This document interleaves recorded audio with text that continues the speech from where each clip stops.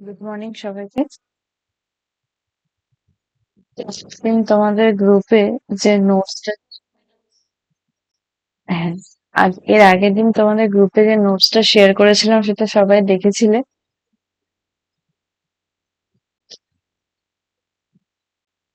যে hand written নোটসটা share করেছিলাম সেটা দেখেছিলে সবাই?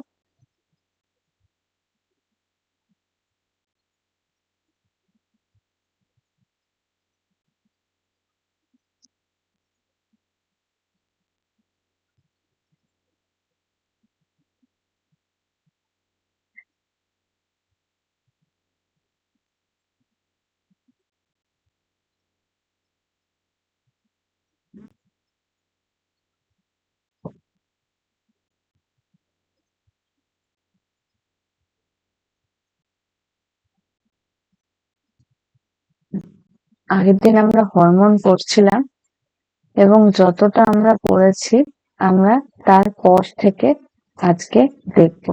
ঠিক আছে? দেখো, এর আগে আমরা ডায়াবেটিস এর দুটো নিয়ে বারবার বলেছি, একটা ডায়াবেটিস মিলিটাস আর একটা হলো ডায়াবেটিস মা। মশা কামড়াচ্ছে একটু।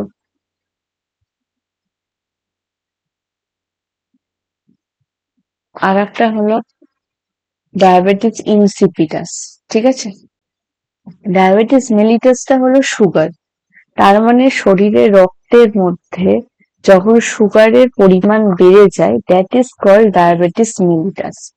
এবং আর এর আগে একবার আমি তোমাদের ছবি দিয়ে পুরো ব্যাপারটা বুঝিয়ে দিয়েছিলাম যে আমাদের যে শরীরে অতিরিক্ত গ্লুকোজ, সেই গ্লুকোজ কিন্তু গ্লাইকোজেন রূপে সঞ্চিত হয় যখন আমাদের বেশি পরিমাণে লাগে না।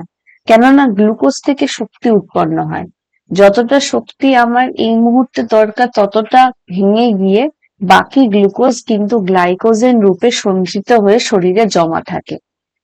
তারপরে আমার যখন অনেকক্ষণ পরে আবার সেখান থেকেই শক্তিটাকে এক্সট্রাক্ট করার দরকার পড়ে, সেই সেই গ্লাইকোজেন আবার গ্লুকোজে কনভার্ট হয়ে আমাদের তারপর আবার শরীরে শক্তি প্রোভাইড করে। এবং এই যে গ্লুকোজ থেকে গ্লাইকোজেন হওয়ার পদ্ধতি, এইটাতে সাহায্য করে ইনসুলিন নামক হরমোন। তাহলে আমাদের শরীরে যদি ইনসুলিন না থাকে, বুঝতেই পারছো কি হবে। তাহলে আমাদের শরীরে যেটা গ্লুকোজ, সেই গ্লুকোজই কিন্তু সঞ্চিত হয়ে থাকবে, সেটা গ্লাইকোজেন রূপে সঞ্চিত হবে।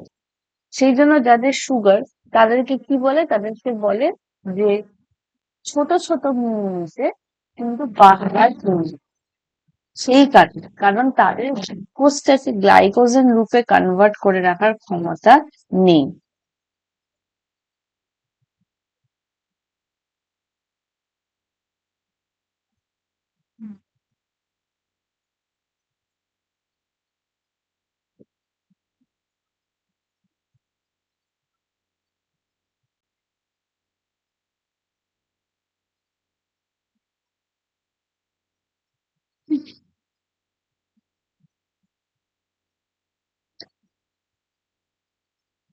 এবার এই ডায়াবেটিস মেলিটাসটা থেকে মানে তোমার এখন কি বলছে, অকার্স কখন হয়, যখন লেস ইনসুলিন, যখন কম পরিমাণে ইনসুলিন আসে। Less insulin is secreted by, কোথা থেকে, প্যানক্রিয়াসের বিটা সেল থেকে, এইটা মনে রাখ, প্যানক্রিয়াসের বিটা সেল থেকে। This leads to sugar accumulation in the body. Definitely glucose যদি গ্লাইকোজেন রূপে সঞ্চিত না হতে পারে, তার মানে গ্লুকোজ গ্লুকোজ রূপেই ঘুরে বেড়াচ্ছে। তার মানে আমাদের বডিতে তখন রক্তে অনেক সুগার দেখা দেয়। ইনসুলিন অ্যালাউ বডি যে সুগার গ্লুকোজকে এনার্জিতে কনভার্ট করে, আর এক্সেসটা যখন শরীরে হয়ে যায় তখন সেটাকে ডায়াবেটিস বলে, ডায়াবেটিস মেলিটাস। আর এইটার আর একটা নাম যেটা দেখো যে সিচুয়েশনটা, সেটা হলো হাইপার গ্লাইসেমিয়া। Hyperglycaemia. সে তো মশা কামড়ালো হঠাৎ।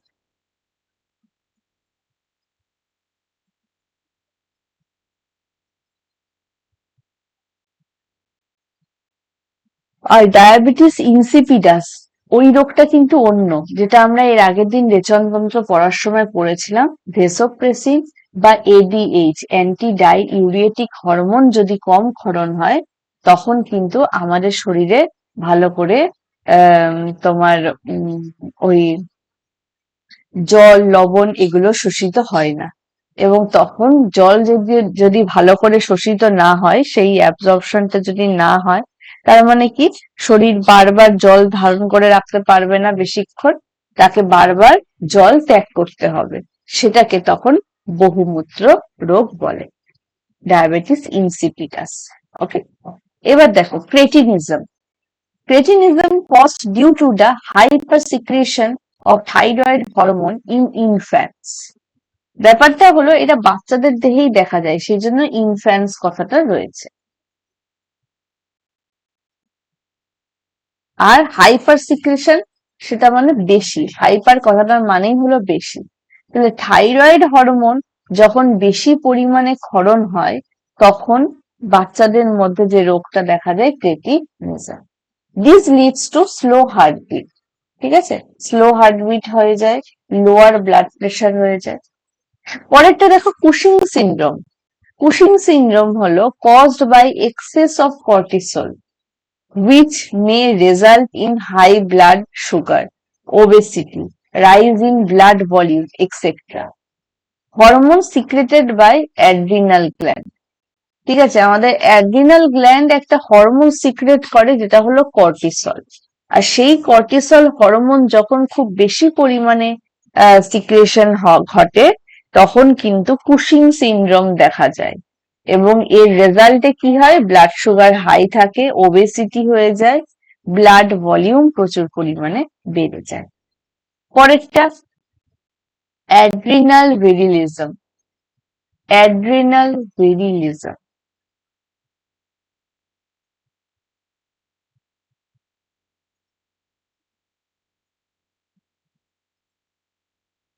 সেটা কি দেখো,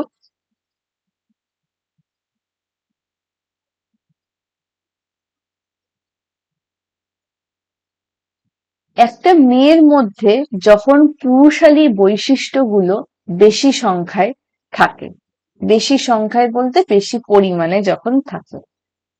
অ্যাপিয়ারেন্স অফ মেল ক্যারেক্টার্স, মানে মেল ক্যারেক্টার্স তার মধ্যে বেশি আসে, ইন ফিমেল। কার মধ্যে? মেয়ের মধ্যে। তার ফলে হুইচ রেজাল্টস ইন বিয়ার্ড, তাহলে মুস্টাচ, গোঁফ দাড়ি দেখা যায় তখন সেই মেয়ে। ঠিক আছে, কেন হচ্ছে? কারণ ফিমেলের বডিতে একটা মেল সেক্স হরমোন আছে, আমরা এর আগে পড়েছি অ্যান্ড্রোজেন, টেস্টোস্টেরন, এগুলো কিন্তু খুব ইম্পর্টেন্ট মেল সেক্স হরমোন। সেগুলো এক্সেসিভ পরিমাণে প্রোডাকশন দেয় ফিমেলের বডি। তখনই কি হচ্ছে, মেল ক্যারেক্টারিস্টিক্স গুলো বেশি করে প্রকট হয়ে দেখা দিচ্ছে একটা মেল বডি।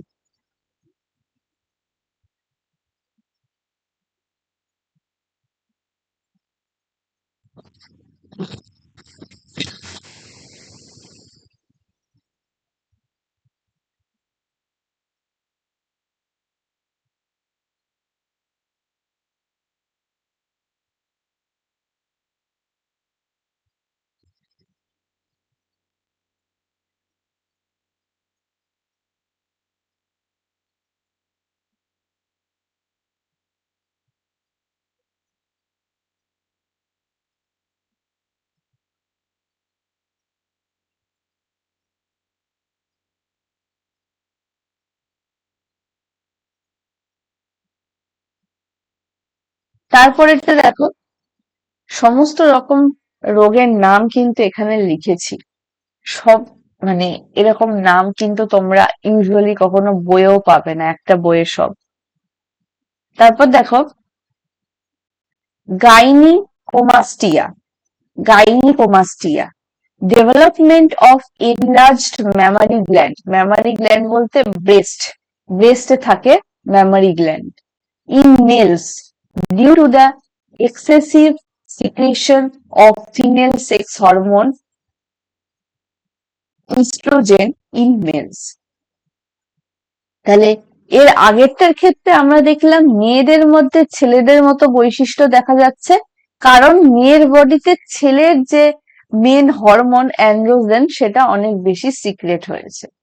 আর এক্ষেত্রে আমরা দেখতে পাবো যে ছেলেদের মধ্যে মেয়েদের বৈশিষ্ট্যগুলো প্রকট হয়ে গেছে, কারণ একটা ছেলের বডিতে মেয়ে ফিমেল যে সেক্স হরমোন, যেটাকে ইস্ট্রোজেন বলা হয়, খুব ইম্পর্টেন্ট, সেইটা বেশি সিক্রেট হয়েছে।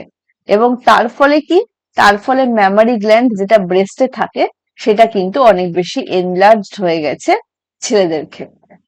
ওকে, পরেরটা অ্যাডিসনস ডিজিজ। অ্যাডিসন ডিজিজটা কি? এটা হলো একটা disorder in which adrenal glands do not produce enough hormone. আমরা আগেই দেখেছি যে অ্যাড্রিনাল গ্ল্যান্ড কিন্তু একটা ভীষণ গুরুত্বপূর্ণ গ্ল্যান্ড। তার মানে সে এমন একটা ডিসঅর্ডার যে অ্যাড্রিনাল গ্ল্যান্ড ঠিক করে হরমোন প্রডিউস করতে পারছে না, যেখানে অ্যাড্রিনাল, কর্টিসল, অ্যালডোস্টেরন এই সমস্ত হরমোন গুলো সিক্রেট করে। আমরা একটু আগেই কর্টিসল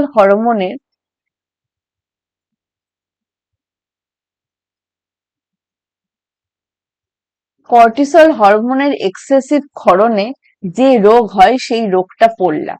কি নাম কেউ বলতে পারবে আমাকে? একটু চ্যাট বক্সে লিখে দাও তো দেখি, দেখি কার কত মনে আছে। কি? আর একবার বলো Jayanta. Cushing syndrome, very good. CC, একদম মনে রাখবে।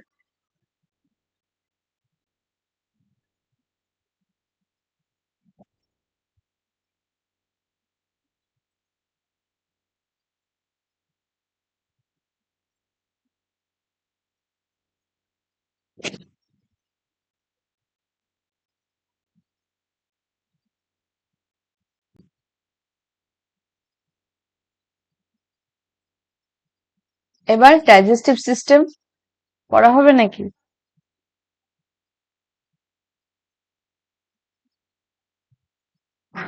দেখি একবার কি পড়ায়।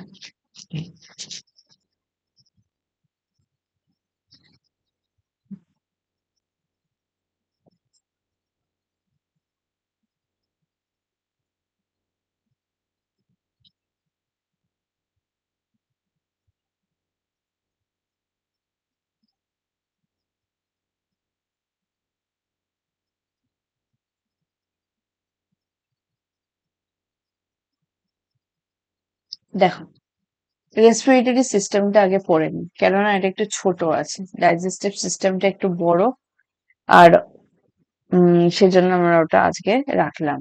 হুম, দেখো, সবার আগে আমরা দেখবো রেসপিরেশন দু রকমের, অ্যারোবিক আর অ্যানারোবিক। কথাটার মানেই হলো একটা সবাত শ্বসন, একটা অবাত শ্বসন। একটা যেটা অক্সিজেনের উপস্থিতিতে ঘটে, দ্যাট ইজ কল্ড অ্যারোবিক। যেটা অক্সিজেনের অনুপস্থিতিতে ঘটে সেটা হলো অ্যানারোবিক। তারপর দেখবো ডিরেক্ট আর ইনডিরেক্ট রেসপিরেশন, নানা রকমের অ্যানিমালস এর যে রেসপিরেশন, ইন্টারনাল অ্যান্ড এক্সটার্নাল, আর লাস্টে হিউম্যান রেসপিরেটরি সিস্টেম।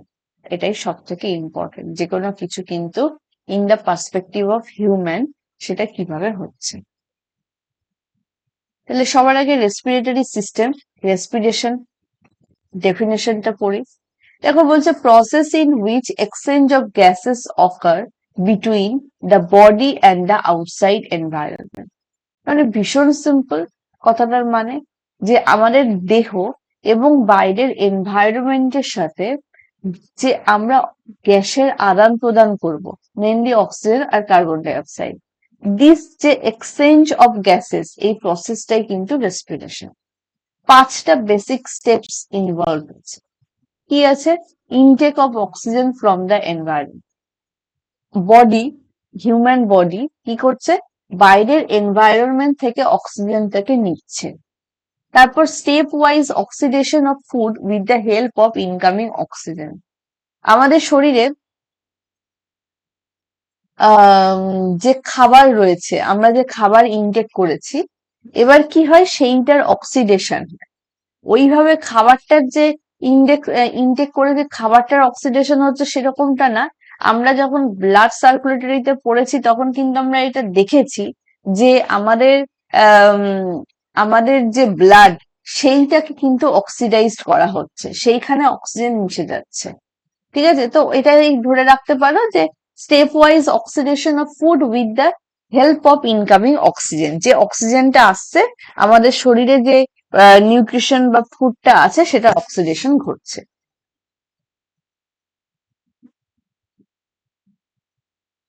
তারপর elimination of carbon dioxide produced as a by product in the process of oxidation.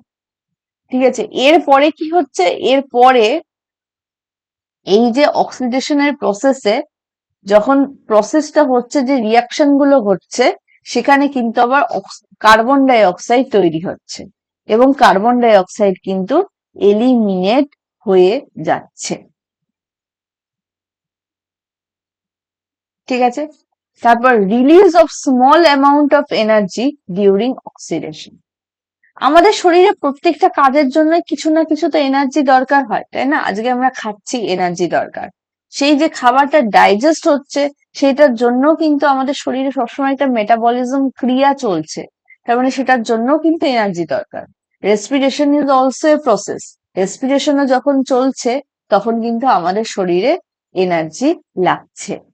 তারপর স্টোরিং অফ এনার্জি, এনার্জির যে স্টোর করা, so that it can be released in useful form.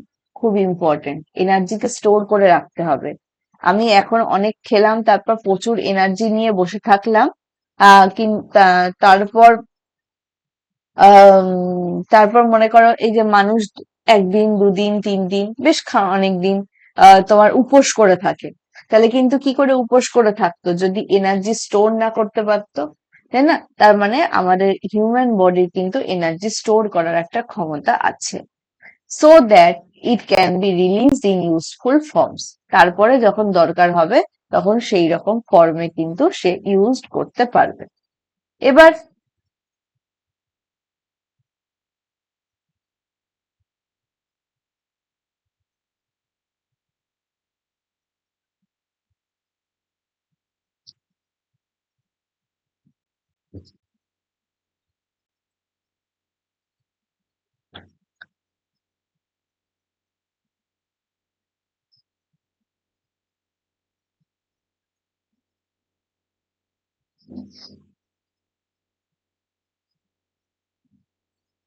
আজকে তো আমি ভাবলাম তোমাদের ক্লাসে নিতে পারবো না, আমার ফোনটা গতকাল থেকে বারবার ফোন সুইচ অফ হয়ে যাচ্ছে। নতুন ফোন, 1.5 বছর, 1.5 বছর মতন হয়েছে, ফোন প্রবলেম করছে। উফ, কি বলবো আর।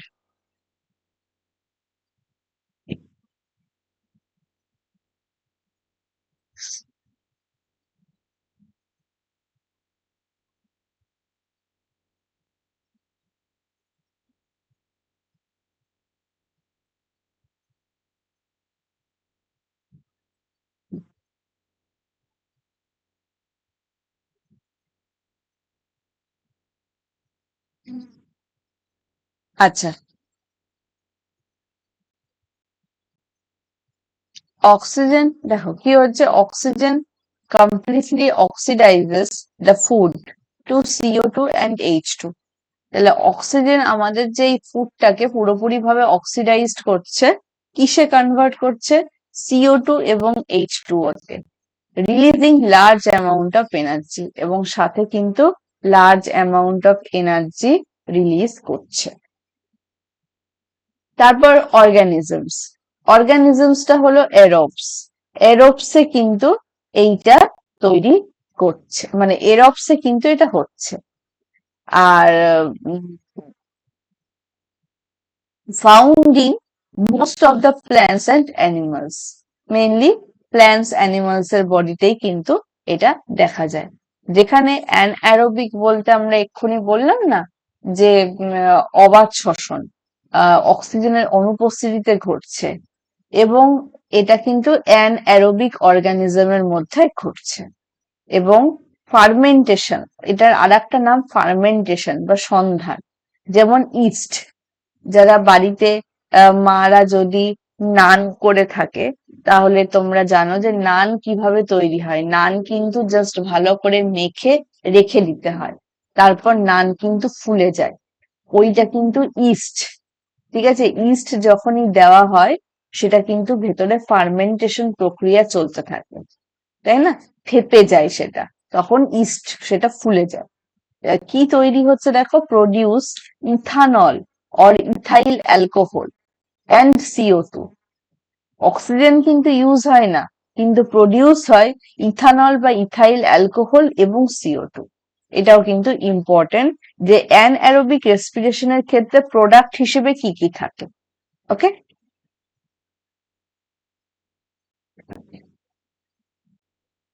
দেখো এবার অ্যারোবিকের মধ্যে আমরা দুটো জিনিস পড়বো, একটা হলো ডিরেক্ট, একটা হলো ইনডিরেক্ট। নামেই বুঝতে পারছো, একটা প্রত্যক্ষ ভাবে হচ্ছে, একটা পরোক্ষ ভাবে হচ্ছে। কিরকম? আজকে আমাদের ফুসফুস, আমাদের লাংস, এই যে রেসপিরেশনে সাহায্য করছে।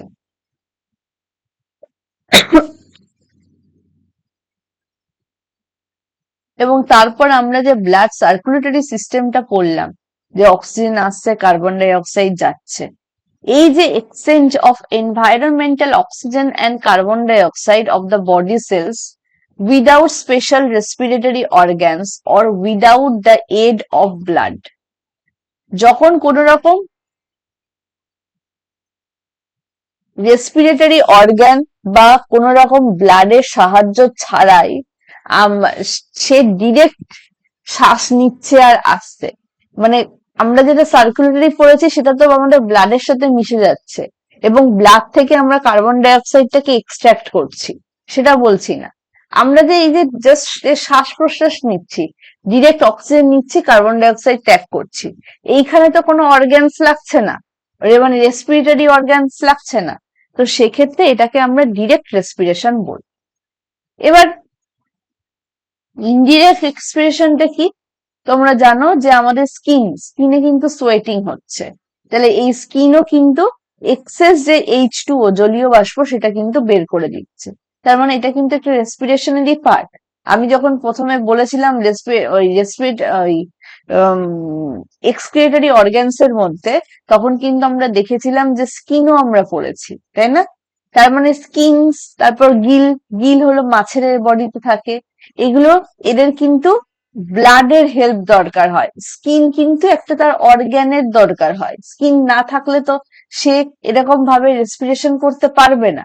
তার মানে যখন জিনিসটা পরোক্ষভাবে হচ্ছে, ডিরেক্ট হচ্ছে না, তখন সেটাকে ইনডিরেক্ট রেসপিরেশন বলবো। আচ্ছা, এবার যেটা ভীষণ ইম্পর্টেন্ট সেটা হলো যে কার রেসপিরেটরি অর্গান হিসেবে কে ইউজড হয়, মানে কোন অর্গান ইউজড হয়। ঠিক আছে, এটা ইম্পর্টেন্ট। দেখো, যেমন আমাদের হিউম্যান বডির ক্ষেত্রে, লাংস এর ক্ষেত্রে ফ্রক্স, ব্যাং, লিজার্ড, টিকটিকি, এদের ক্ষেত্রে অর্গান হিসেবে থাকে লাংস। খুব ইম্পর্টেন্ট, খুব ইম্পর্টেন্ট। ঠিক আছে, বার্ডস এর ক্ষেত্রে অতিরিক্ত যেটা থাকে বায়ুর থলি, এয়ার স্যাক্স থাকে, যে কারণে বার্ডস কিন্তু অনেক হালকা হয় এবং সে ওপরে ভাসতে উঠতে পারে। তারপর দেখো ব্যাং আর আর্থম, এদের ক্ষেত্রে কিন্তু তাদের স্কিনটাও একটা অর্গান হিসেবে কাজ করে। ঠিক আছে, পরেরটার ক্ষেত্রে ফিশ বা প্রন, এটা প্রন হবে, চিংড়ি। ঠিক আছে, ফিশ বা প্রন এদের ক্ষেত্রে গিল, গিল মাছের ফুলকা, সেইটা হলো রেসপিরেটরি অর্গান। পরেরটা ককরোচ, ককরোচের ক্ষেত্রে ট্রাকিয়া হলো রেসপিরেটরি অর্গান, ট্রাকিয়া। ওকে, তারপর অ্যামিবা, হাইড্রা, এই দুটোর ক্ষেত্রে general body surface, general body surface এটা হলো তোমার অর্গ্যানস এর মধ্যে পড়ে। আর স্পাইডার, স্পাইডার হলো বুকলা। বাংলাগুলো একদম ভুলে গেছি, তোমরা বইয়ে বাংলা পেয়ে যাবে এবং বইয়ে কিন্তু ছকও আছে। যেহেতু এটা এনসিইআরটি থেকেই করা, কাজেই বইয়েও কিন্তু তোমরা এগুলো পাবে। যে 9-10 যে বইটা আমি তোমাদের শেয়ার করেছি সেটা তোমরা যদি একটু ফলো করো।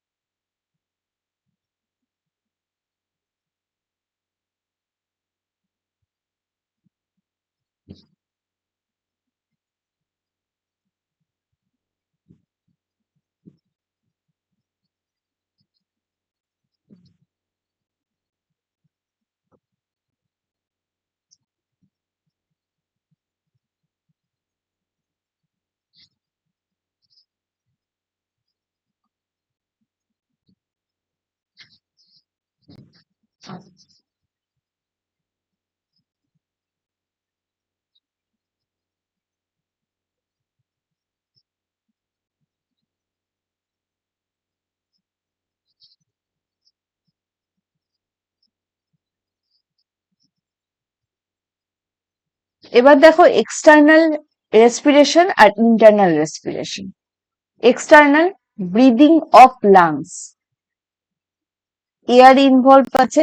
ইন্সপিরেশন কথাটার মানে হলো process of intake of air, যখন এয়ারটাকে আমরা নিচ্ছি ভেতরে, ইন্সপিরেশন।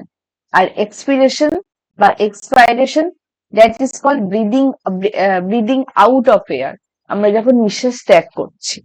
হুম? আর ইন্টারনাল রেসপিরেশন, যেটা ইন্টারনাল রেসপিরেশন, সেটা কিন্তু একটা ভীষণ কমপ্লেক্স প্রসেস। সেই কমপ্লেক্স প্রসেস যেখানে ফুড, আমরা যে ফুডটা ইনটেক করছি সেই ফুডটা ব্রেক ডাউন করে সেখান থেকে এনার্জিটাকে রিলিজ করে।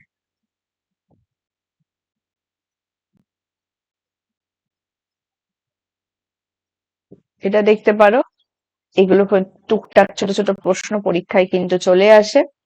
Breathing rate in human, human মিনিটে 18 থেকে 20 বার কিন্তু ব্রিথ করে। অকার্স ইন দ্য লাংস, লাঙে হয়। Involves gas exchange. আর এক্ষেত্রে যেটা, সেটা কিন্তু যেটা তোমার ইন্টারনাল রেসপিরেশন, সেটা কিন্তু সেলে ঘটে এবং সেখানে ভেতরে পুরো খাবার থেকে সে কিন্তু এনার্জিটাকে স্টোর করে এবং এনার্জি স্টোর করে, এটিপি তৈরি করে। আমরা বলেছিলাম না প্রথমে, মাইটোকন্ড্রিয়াকে কোষের শক্তিঘর বলা হয়। মাইটোকন্ড্রিয়াতে কিন্তু এটিপি জমা হয়ে থাকে, যেগুলো আমাদের শরীরে শক্তি প্রোভাইড করে আমাদের সেলে। Does not involve gas exchange, এখানে গ্যাস এক্সচেঞ্জের কোনো গল্প কিন্তু নেই।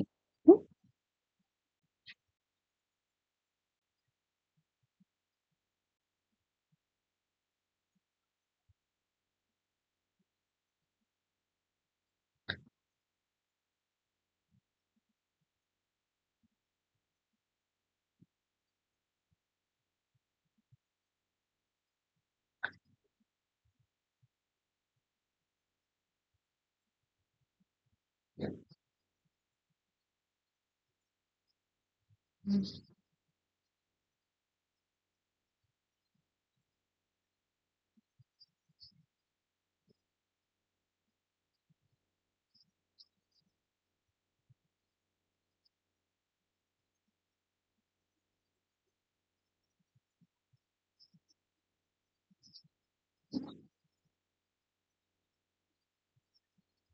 এবার আমরা হিউম্যান রেসপিরেটরি সিস্টেমটা দেখব। দেখো, in human body the process of breathing is performed by wings.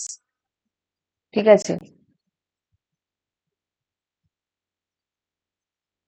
Main organ where exchange, এখানে মেন অর্গান যেটা এক্সচেঞ্জ হয়, কিসের এক্সচেঞ্জ হয়? Exchange of respiratory gases. এই যে আমাদের রেসপিরেটরি ট্র্যাক্ট, এইটা এবার ছবি দিয়ে আমার সব থেকে ফেভারিট জায়গা চলে এসেছে। এতক্ষণ হলো আমাদের মুখস্থ করার একটা জায়গা ছিল। সবার প্রথমে নস্ট্রিলস, নস্ট্রিলস একদম নাক দিয়ে আমাদের ঢুকছে, তারপর ফ্যারিংস ঠোঁট পৌঁছচ্ছে, তারপর ল্যারিংস, ফ্যারিংস এর পর ল্যারিংস ভয়েস বক্স, হুম, তারপর ট্রাকিয়া, সেখান থেকে ট্রাকিয়া যাচ্ছে উইন্ড পাইপ। আমাদের একদম এইখানে না দুটো পাইপ থাকে, একটা ফুড পাইপ আর একটা উইন্ড পাইপ। খেতে খেতে অনেক সময় হয় না যে খাবার গলায় বেঁধে গেল, ঠিক আছে, তখন যেটা হয় যে খেতে খেতে যখন কথা বলা হয়, এটার নিয়মটাই হলো যে মানে যখন যেটার কাজ হচ্ছে তখন সেটা বন্ধ হয়ে যাচ্ছে, তারপরে সেটা বন্ধ হয়ে যাচ্ছে। এবার যদি আমরা খেতে খেতে খুব কথা বলি বা কিছু হয়, তখন যদি কোনো কারণে মানে আমাদের বডি ঠিক মেসেজটা না পায় যে কখন কোনটা বন্ধ করতে হবে, তখন উইন্ড পাইপে মানে এই ট্রাকিয়াতে কিন্তু কোনো খাবারের একটা দানা চলে যায়, আর তখনই কিন্তু আমাদের পুরো গলা তোমার গলা বেঁধে যায়, তখন আমরা কাশতে আরম্ভ করি। ঠিক আছে, তারপরে হলো ব্রঙ্কিয়লস, তারপর সেখান থেকে ব্রঙ্কিয়ল। এই যে দেখো ছবিটাও যদি একটু ফলো করো তাহলে বুঝতে পারবে ব্রঙ্কিয়ল। এবার এই যে ছোট ছোট, তারপর সেখান থেকে ব্রঙ্কাই, তারপর সেখান থেকে অ্যালভিওলাই, তারপর সেখান থেকে ব্লাড ক্যাপিলারিজ এ পৌঁছয়, এবং সেখান থেকে টিস্যু। ঠিক আছে, বোঝা গেল? তারপর টিস্যু থেকে সেলস। তাহলে সবার ফার্স্টে নস্ট্রিলস আমরা দেখি, হোলস অফ দ্য নোজ, এই যে আমাদের নাকের যে ছিদ্র, ঠিক যেখান দিয়ে ইয়ারটা এন্টার্স করছে আমাদের বডিতে। তার মানে তোমাদের পরীক্ষায় এরকম প্রশ্ন দেয় অনেক সময় যে রেসপিরেটরি সিস্টেমে, হিউম্যান রেসপিরেটরি সিস্টেমের মধ্যে প্রথম যে অর্গান সেটা কোনটা, তাহলে তোমাকে বলতে হবে নস্ট্রিলস। তারপরে কি হচ্ছে? তারপরে ফ্যারিংস। ফ্যারিংসটা হলো passageway that connects the nasal activity to larynx, একটা common serve as a common passage for food and air. অর্থাৎ ফুডের পাইপ আর এয়ারের যে পাইপ আমি বললাম দুটো আলাদা হওয়ার আগে একটা কমন প্যাসেজ থাকে একটুখানির জন্য, সেটা হলো ফ্যারিংস, এবং সেইটা হলো passage way that connects nasal activity to larynx. Nasal activity, nasal বা নেজাল যেটাই বলো না কেন, মানে ওই যে আহ বাতাসটা যে নিল সেটাকে ল্যারিংসে পৌঁছানোর জন্যই কিন্তু ফ্যারিংস এর কাজ। এবং এই ফ্যারিংস হলো জাস্ট ওই ল্যারিংসে ঢোকার আগে, দুটো পাইপ হওয়ার আগে একটা কমন পাথওয়ে। এবার তারপরে চলে এসেছে larynx, also called voice box. তার মানে বুঝতে পারছো আমাদের যে ভোকাল কর্ড, আমাদের যে স্বর, তার সমস্ত কিছুর দায়ভার এই ল্যারিংসের। সেই কারণে ল্যারিংসকে বলা হয় ভয়েস বক্স। এছাড়াও ইন ম্যান এটাকে বলা হয় অ্যাডামস অ্যাপেল। অ্যাকচুয়ালি সেটা ল্যারিংসের সাইজের ওপর, আকৃতির ওপর ডিপেন্ড করে তাকে এরকম অ্যাডামস অ্যাপেল নামটা দেওয়া হয়েছে। ছবিটাও যদি সার্চ করো তাহলে দেখবে অনেকটা অ্যাপেলের মতন দেখতে।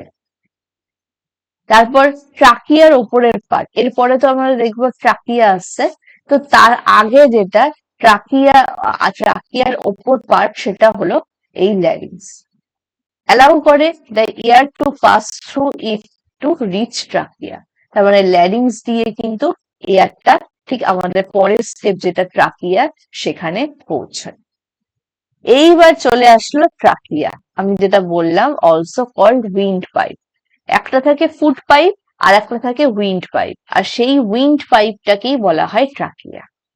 ঠিক আছে, দেখো ফুড পাইপটাকে কি বলা হয়? ফুড পাইপকে বলা হয় অস্টিওফেগাস, অস্টিওফেগাস।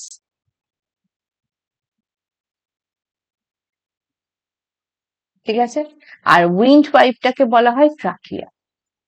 এরপরে সেটা যায় ব্রঙ্কাসে, এবং তারপর ব্রঙ্কাসের যে ছোট ছোট একদম শাখা সেটা ব্রঙ্কিওলসে পৌঁছায়। তারপর সেখানে আরো ভেতরে পৌঁছায় অ্যালভিওলায়। সেখান থেকে টিস্যু, টিস্যু থেকে সেল। আর সেলে যাওয়া বলতে, আমাদের প্রত্যেকটা সেলে পৌঁছে যাওয়া বলতে কিন্তু এর নিচে আর কোনো স্মলেস্ট ইউনিট নেই, তাই না? এবার সেই সেলে কিন্তু কাজ চলবে, মাইটোকন্ড্রিয়াতে সে শক্তি জমিয়ে রাখবে, সেই কারণে মাইটোকন্ড্রিয়াকে কোষের শক্তি ঘরক বলা হয়। ওকে, এবার লাংস, তারপরে দেখো লাংস পেয়ার্ড স্ট্রাকচার, অবশ্যই জোড়ায় জোড়ায় থাকে, soft spongy and elastic organ. বলছে a person can live without one lung, without one lung. একজন মানুষ কিন্তু একটা লাং ছাড়াও বেঁচে থাকতে পারে, but it limits the physical activity of a person. তখন তার ফিজিক্যাল অ্যাক্টিভিটিটাকে একটু লিমিট করে দেওয়া হয়, কেননা তা না হলে সে বাঁচতে পারবে না। সে খুব বেশি তখন জোরে দৌড়তে পারবে না, বেশি জোরে জোরে শ্বাস নিতে পারবে না, ঠিক আছে, এরকম ব্যাপার। কিন্তু সে কিন্তু একটা লাং ছাড়াও একটা মানুষ বাঁচতে পারে। এবার আমরা দেখব কিছু ডিসঅর্ডার, প্রত্যেকটা সিস্টেমেরই আমরা দেখেছি যদি ঠিক করে তারা কাজ না করে তাহলে আমরা কিছু রোগ দেখতে পাবো, কিছু ডিসঅর্ডার দেখতে পাবো।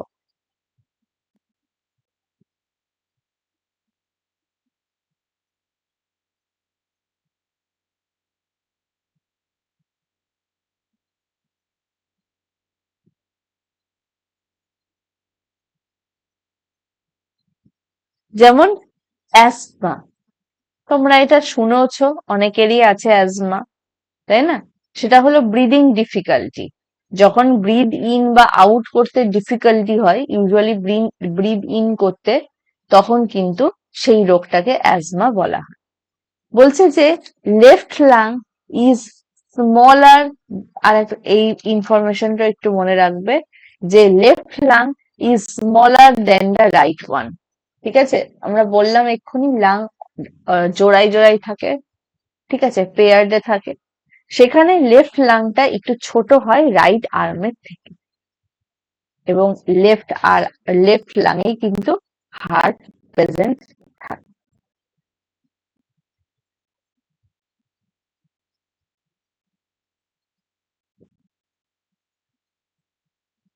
ঠিক আছে, এবার তোমাদের মনে হতে পারে যা বাবা, আমরা তো এগুলো কিছুই পড়লাম না, কত অণু কোথায় কি তৈরি হয় সেগুলো আমরা কিছুই পড়লাম, তাই না?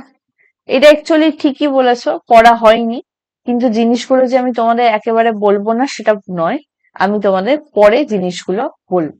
আজকে এই নোটে যেটুকু ছিল আমরা সেটুকু বলেছি, ঠিক আছে? এর আগের দিনের মতন আমি মোবাইলটা দেখে তোমাদেরকে কিছু প্রশ্ন বলার ইচ্ছে যাচ্ছে, কিন্তু ব্যাপারটা হচ্ছে আমার ফোনটা না বন্ধ হয়ে যাচ্ছে বারবার। ফোনটা, সেই কারণে আমি তোমাদের যে কোশ্চেনটা পিডিএফটা এখান থেকে দেখে বলবো সেই সাহসটা হচ্ছে না। ফোনটাকে আমি জাস্ট ব্যাকআপ করে নিয়ে নতুন একটা ফোন নিয়ে নিচ্ছি 2-3 দিনের মধ্যে, তারপরে আমি তোমাদের কোশ্চেন গুলো তাহলে বলতে পারবো। আর না হলে আমি তোমাদের পিডিএফ অলরেডি শেয়ার করে রেখেছি গ্রুপে, প্রায় 17টা না 18টা পিডিএফ, যেখানে প্রচুর প্রচুর প্রশ্ন আছে, প্রিভিয়াস ইয়ারের প্রশ্ন আছে। রিকোয়েস্ট করবো সেগুলোকে একবার সবাই দেখে নিন। ওকে,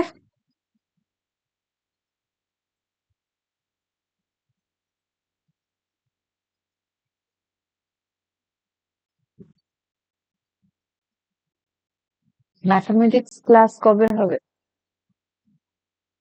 ম্যাথামেটিক্স ক্লাস আমি, স্যার আমাকে বলেছিল টিচার দেখে দেওয়ার জন্য, তো শুরু হবে খুব তাড়াতাড়ি। হ্যাঁ,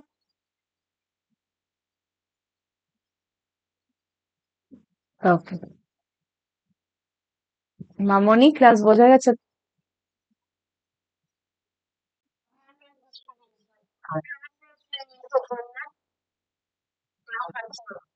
আচ্ছা ঠিক আছে, তোমাদের আমি বেঙ্গলিতেও পিডিএফ দিয়েছি, বেঙ্গলিও পড়বে, একদম কোনো জিনিস তার মানে শুরুতেই ইংলিশে পড়বে না, ফার্স্টে বেঙ্গলিটা পড়ে নেবে, তারপর দেখবে যে হ্যাঁ, ইংলিশের পিডিএফ যখন পড়লাম তখন হয়তো কিছু ইনফরমেশন নতুন জানলাম, তখন জিনিসগুলো আর অসুবিধা হবে না। হুম।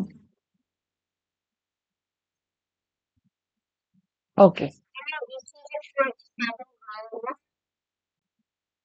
না, বিসিএস এর ক্লাস এখনো স্টার্ট হয়নি। ওকে, চলো।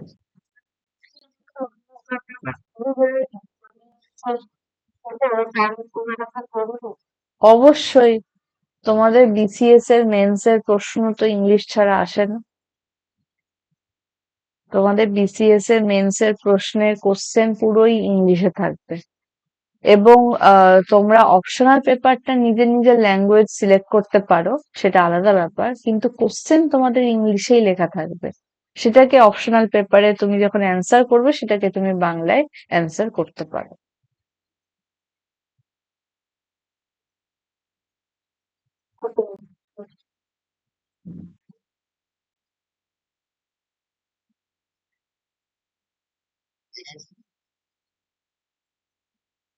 হ্যাঁ, আরেকবার বলো আশিস, আমি ঠিক বুঝতে পারলাম না।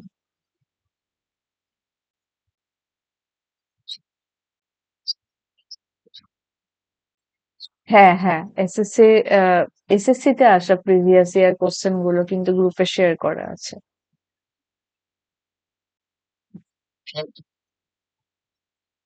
হ্যাঁ, ওগুলো পড়লে যথেষ্ট, বিশেষ করে এসএসসির প্রশ্নগুলো পড়লে যথেষ্ট আমার মনে হয়।